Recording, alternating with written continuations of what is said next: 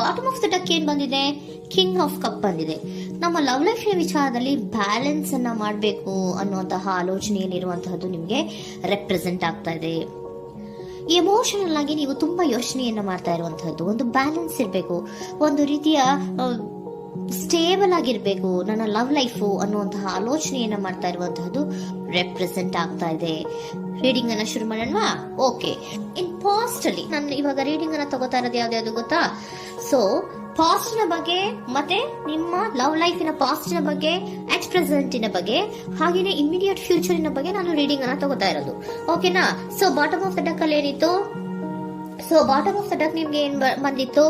ಭಾವನಾತ್ಮಕವಾಗಿ ಯೋಚನೆ ಮಾಡುವಂತಹದ್ದು, ಒಂದು ರೀತಿಯ ಸ್ಟೇಬಲ್ ಆಗಿ ಇರಬೇಕು, ಬ್ಯಾಲೆನ್ಸ್ ಅನ್ನ ಮಾಡಬೇಕು ನಮ್ಮ ಲವ್ ಲೈಫಿನಲ್ಲಿ ಅನ್ನುವಂತಹ ಆಲೋಚನೆಯನ್ನ ಮಾಡ್ತಾ ಇರುವಂತಹದ್ದು ಕಿಂಗ್ ಆಫ್ ಕಪ್ಸ್ ನಿಮ್ಮ ಬಾಟಮ್ ಆಫ್ ದ ಡಕ್ ಅಲ್ಲಿ ಬಂದಿತ್ತು. ಅಂದ್ರೆ ನಿಮ್ಮ ಪಾಸ್ಟ್ ನಲ್ಲಿ ಏನಾಗಿತ್ತು?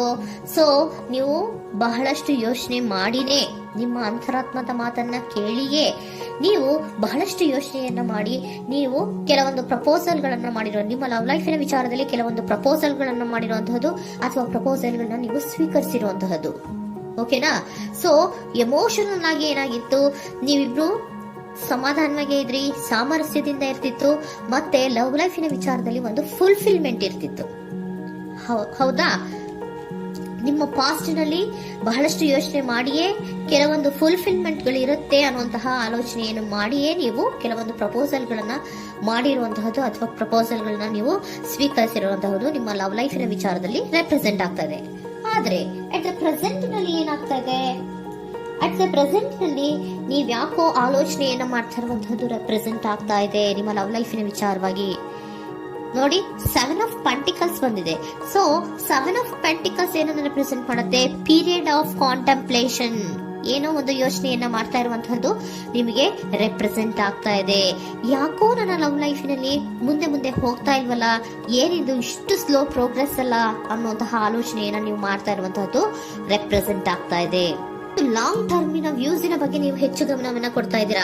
ಸೊ ನಮ್ಮ ಲವ್ ಲೈಫ್ ಎನ್ನುವುದು ಲಾಂಗ್ ಟರ್ಮಿನಲ್ಲಿ ಕೂಡ ನಮಗೆ ಚೆನ್ನಾಗಿರ್ಬೇಕು. ಆದ್ರೆ ಯಾಕೆ ಏನೋ ಒಂದು ರೀತಿಯ ಪ್ರೋಗ್ರೆಸ್ ಇಲ್ವಲ್ಲ ಲವ್ ಲೈಫ್ನಲ್ಲಿ, ಒಂದು ರೀತಿಯ ಖುಷಿ, ಸಂತೋಷ, ಸಮಾಧಾನ ಯಾಕಿಲ್ಲ ಅನ್ನುವಂತಹ ಆಲೋಚನೆಯನ್ನ ಮಾಡ್ತಾ ಇರುವಂತಹದ್ದು ಅಟ್ ಪ್ರೆಸೆಂಟ್ ಅಲ್ಲಿ ರೆಪ್ರೆಸೆಂಟ್ ಆಗ್ತಾ ಇದೆ. ಯಾಕೆ ಹಾಗೆ ರೆಪ್ರೆಸೆಂಟ್ ಆಗ್ತಾ ಇದೆ ಅಂದ್ರೆ ನೋಡಿ, devil card and 8 of cups. Devil card ಯಾಕೆ ರೆಪ್ರೆಸೆಂಟ್ ಆಗಿದೆ? ಅಡಿಕ್ಷನ್.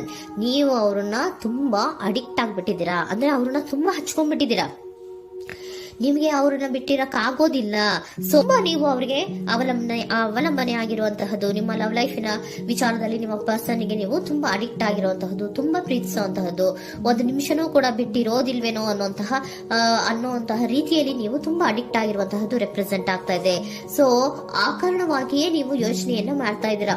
ಸೊ ಯಾವುದೇ ಲವ್ ಲೈಫಿನಲ್ಲಿ ಯಾವುದೇ ರೀತಿಯ ಮುಂದುವರಿಕೆ ಕಾಣ್ತಾ ಇಲ್ವಲ್ಲ, ಏನಾಗ್ಬಹುದು, ಏನಾದ್ರೂ ನಾನು ಪ್ರೀತಿಯನ್ನ ಬಿಟ್ಟು ಮುಂದೆ ಹೋಗ್ಬೇಕಾಗುತ್ತಾ ಬೇಜಾರಿನಲ್ಲಿ ಅನ್ನುವಂತಹ ಆಲೋಚನೆಯನ್ನ ಮಾಡ್ತಾ ಇರುವಂತಹದ್ದು ಅಟ್ ಪ್ರೆಸೆಂಟಿನಲ್ಲಿ ರೆಪ್ರೆಸೆಂಟ್ ಆಗ್ತಾ ಇದೆ.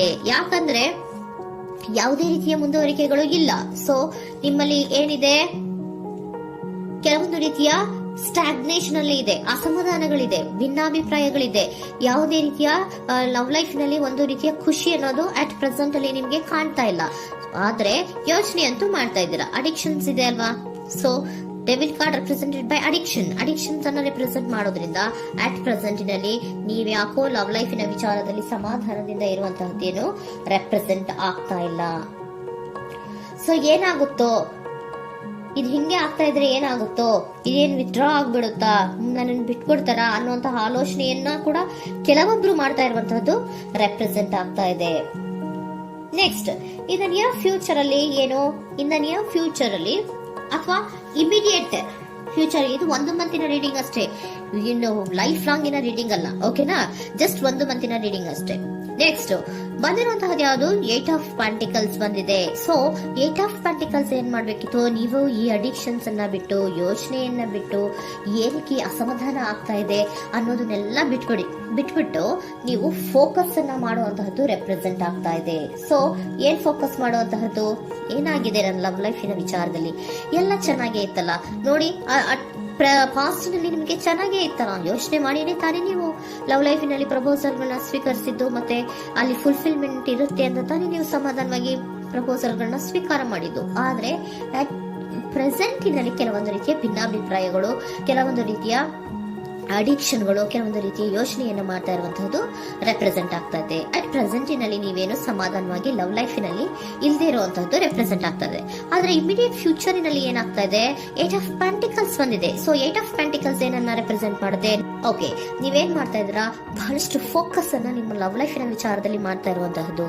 ಏನ್ ಮಾಡ್ಬೇಕು, ಯಾಕಿಷ್ಟು ಭಿನ್ನಾಭಿಪ್ರಾಯಗಳು ಬರ್ತಾ ಇದೆ ಅನ್ನೋದ್ರ ಬಗ್ಗೆ ನೀವು ಯೋಚನೆಯನ್ನ ಮಾಡ್ತಾ ಇರುವಂತಹದ್ದು ರೆಪ್ರೆಸೆಂಟ್ ಆಗ್ತಾ ಇದೆ. ನೋಡಿ, ಅದರ ಬಗ್ಗೆ ಹಾರ್ಡ್ ವರ್ಕ್ ಅನ್ನ, ಲವ್ ಲೈಫಿನ ವಿಚಾರವಾಗಿ ಸ್ವಲ್ಪ ಹಾರ್ಡ್ ವರ್ಕ್ ಅನ್ನ ಮಾಡ್ತಾ ಇರುವಂತಹದ್ದು ರೆಪ್ರೆಸೆಂಟ್ ಆಗ್ತಾ ಇದೆ. ಸೊ ಬಹಳಷ್ಟು ಕಮಿಟ್ಮೆಂಟ್ ಅನ್ನ ಇಟ್ಕೊಂಡು ಇದನ್ನ ನಾನು ಸರಿ ಮಾಡ್ಕೊಳ್ಳೇಬೇಕು ಅನ್ನುವಂತಹ ಆಲೋಚನೆಯನ್ನ ಮಾಡ್ತಾ ಇರುವಂತದ್ದು. ಸರಿ ಆಗ್ಲೇಬೇಕು, ಈ ಎಲ್ಲಾ ರೀತಿಯ ಅಸಮಾಧಾನಗಳಿಂದ ನಾನು ಆಚೆ ಬರಬೇಕು, ಸಮಾಧಾನವಾಗಿರ್ಬೇಕು, ಬ್ಯಾಲೆನ್ಸ್ ಅನ್ನ ಮಾಡ್ಬೇಕು ಅನ್ನೋದನ್ನ ನೀವಿಟ್ಕೊಂಡು ನೀವು ಹಾರ್ಡ್ ವರ್ಕ್ ಅನ್ನ ನಿಮ್ ಲವ್ ಲೈಫಿನ ವಿಚಾರದಲ್ಲಿ ಮಾಡ್ತಾ ಇರುವಂತದ್ದು ರೆಪ್ರೆಸೆಂಟ್ ಆಗ್ತಾ ಇದೆ. ನೆಕ್ಸ್ಟ್ ಕಾರ್ಡ್ ಕೂಡ ನಿಮ್ಗೆ ಕಿಂಗ್ ಆಫ್ ಸೋರ್ಟ್ಸ್ ಬಂದಿದೆ. ಸೊ ಕಿಂಗ್ ಆಫ್ ಸೋರ್ಟ್ಸ್ ಏನನ್ನ ರೆಪ್ರೆಸೆಂಟ್ ಮಾಡುತ್ತೆ? ಸ್ಪಷ್ಟವಾಗಿ ಥಿಂಕ್ ಅನ್ನ ಮಾಡ್ತಾ ಇದ್ದೀರಾ. ನಮ್ಮ ಲವ್ ಲೈಫಿನ ವಿಚಾರದಲ್ಲಿ ಯಾಕೆ ಅಸಮಾಧಾನ ಬರ್ತಾ ಇದೆ, ಯಾಕೆ ಭಿನ್ನಾಭಿಪ್ರಾಯ ಬರ್ತಾ ಇದೆ, ನಾನಂತೂ ಅವ್ರನ್ನ ಬಿಟ್ಟಿರಕ್ಕಾಗಲ್ಲ. ಸೊ ನಾನೇನ್ ಮಾಡ್ಬೇಕು, ಇದನ್ನೆಲ್ಲ ಕೂಡ ಬ್ಯಾಲೆನ್ಸ್ ಅನ್ನ ಮಾಡ್ಬೇಕು. ಅದಕ್ಕೆ ನಾನು ಏನ್ ಮಾಡ್ಬೇಕು, ಫೋಕಸ್ ಅನ್ನ ಮಾಡ್ಬೇಕು. ಫೋಕಸ್ ಅನ್ನ ಮಾಡಿ ಅಲ್ಲಿ ನೀವು ಕರೆಕ್ಟ್ ಆಗಿ ಕ್ಲಿಯರ್ ಥಿಂಕಿಂಗ್ ಅನ್ನ ಮಾಡಿ, ಒಂದು ಸ್ಟ್ರಾಂಗ್ ವಿಲ್ ಪವರ್ ಅನ್ನ ಇಟ್ಕೊಂಡು ನೀವು ಮೆಚ್ಯೂರ್ ಆಗಿ ಥಿಂಕ್ ಮಾಡಿ ಕೆಲವೊಂದು ರೀತಿಯ ನಿರ್ಧಾರಗಳನ್ನ ಮಾಡುವಂತಹದ್ದು ರೆಪ್ರೆಸೆಂಟ್ ಆಗ್ತದೆ. ನೋಡಿ, ಸ್ಟ್ರಾಂಗ್ ಆಗಿ ಒಂದು ವಿಲ್ ಪವರ್ ಅನ್ನ ಇಟ್ಕೊಂಡು ಫೋಕಸ್ ಅನ್ನ ಮಾಡಿ ನೀವು ನಿಮ್ಮ ಲವ್ ಲೈಫಿನ ವಿಚಾರದಲ್ಲಿ ಬಹಳಷ್ಟು ಧೈರ್ಯದಿಂದ ನಿಮ್ಮ ಲವ್ ಲೈಫಿನ ವಿಚಾರವನ್ನ ಅಥವಾ ಲವ್ ಅನ್ನ ನೀವು ಬ್ಯಾಲೆನ್ಸ್ ಅನ್ನ ಮಾಡುವಂತಹದ್ದು ರೆಪ್ರೆಸೆಂಟ್ ಆಗ್ತಾ ಇದೆ. ಈಗ ಅಟ್ ಪ್ರೆಸೆಂಟ್ ಅಲ್ಲಿ ನಿಮಗೆ ಬೇಜಾರಿರಬಹುದು, ವಿಧಾನಗಳಿರಬಹುದು, ಆದ್ರೆ ಇನ್ ನೆಕ್ಸ್ಟ್ ನಿಂದ ನಿಯರ್ ಫ್ಯೂಚರ್ ಅಲ್ಲಿ ನೀವು ಅದನ್ನ ಫೋಕಸ್ ಮಾಡುವಂತಹದ್ದು, ಅದರ ಕಡೆಗೆ ಹೆಚ್ಚು ಗಮನವನ್ನ ಕೊಡೋದು, ಕ್ಲಾರಿಟಿಯ ಥಿಂಕಿಂಗ್ ಅನ್ನ ಮಾಡುವಂತಹದ್ದು, ಕ್ಲಿಯರ್ ಆಗಿ ಥಿಂಕಿಂಗ್ ಅನ್ನ ಮಾಡೋದು, ಕ್ಲಾರಿಟಿಗೆ ಬರುವಂತಹದ್ದು, ಧೈರ್ಯವಾಗಿ ಮುಂದೆ ಹೋಗುವಂತಹದ್ದು ನಿಮ್ಗೆ ರೆಪ್ರೆಸೆಂಟ್ ಆಗ್ತಾ ಇದೆ. ಅದೇ ನಿಮಗೆ ಬಾಟಮ್ ಆಫ್ ದ ಡಕ್ ಬಂದಿರುವಂತಹದ್ದು ಕಂಡ್ರಿ, ಕಿಂಗ್ ಆಫ್ ಕಪ್ಸ್ ಬಂದಿದೆ.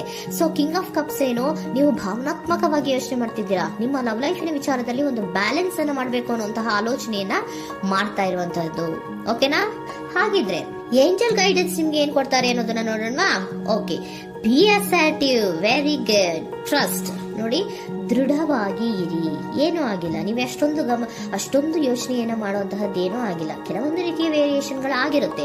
ಸೊ ವೇರಿಯೇಷನ್ಗಳಾಗಿದ್ರೂ ಕೂಡ ನೀವು ಫೋಕಸ್ ಅನ್ನ ಮಾಡ್ತೀರಾ, ಅದರಲ್ಲಿ ನಿಮ್ಗೇನು ನಷ್ಟ ಏನೂ ಆಗಲ್ಲ, ಅಥವಾ ನೀವು ಏನನ್ನೂ ಕೂಡ ಕಳ್ಕೊಂಡು ನೀವು ಆಚೆ ಬರಲ್ಲ. ಫೋಕಸ್ ಅನ್ನ ಮಾಡಿ ಕರೆಕ್ಟ್ ಆಗಿ ಕ್ಲಿಯರ್ ಥಿಂಕಿಂಗ್ ಅನ್ನ ಮಾಡಿ ನೀವು ಕರೆಕ್ಟ್ ಆಗಿ ಮಾತಾಡ್ಬಿಟ್ರೆ ನಿಮ್ಮ ಲವ್ ಲೈಫ್ ನಲ್ಲಿ ಬ್ಯಾಲೆನ್ಸ್ ಅನ್ನೋದು ಬಂದ್ಬಿಡುತ್ತೆ. ಓಕೆನಾ?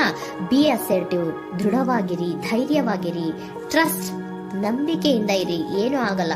ನೀವು ಅಷ್ಟೊಂದು ಅಸಮಾಧಾನ ಮಾಡ್ಕೊಂಡು ಅಷ್ಟೊಂದು ಬೇಜಾರನ್ನ ಮಾಡ್ಕೊಂಡು ಏನಾಗ್ತಿದೆಯೋ ಅಂತ ಗಾಬರಿ ಪಡುವಂತಹದ್ದೇನೂ ಆಗಿಲ್ಲ. ಸ್ವಲ್ಪ ವೇರಿಯೇಷನ್ಗಳಾಗಿದ್ರೂ ಕೂಡ ಇನ್ ನಿಯರ್ ಫ್ಯೂಚರ್ ನಲ್ಲಿ ನಿಮ್ಗೆ ಸಮಾಧಾನ ಆಗುತ್ತೆ, ಖುಷಿ ಆಗುತ್ತೆ. ನಿಮ್ ಲವ್ ಲೈಫಿನ ವಿಚಾರದಲ್ಲಿ ಕೆಲವೊಂದು ಬ್ಯಾಲೆನ್ಸ್ ಗಳನ್ನ ಮಾಡ್ತೀರಾ.